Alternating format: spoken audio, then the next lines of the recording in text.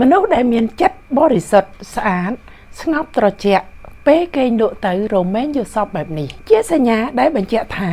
ទេវតាកំពុងតែតាមថែរក្សា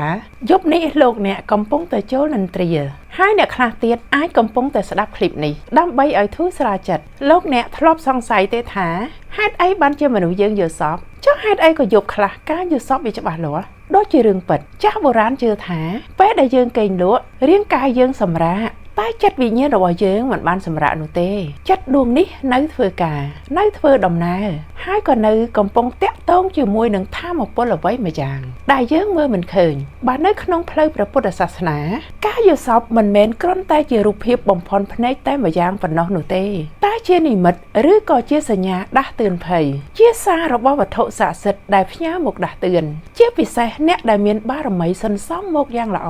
អ្នកដែលសូត្រមន្តភាវនារក្សាសិល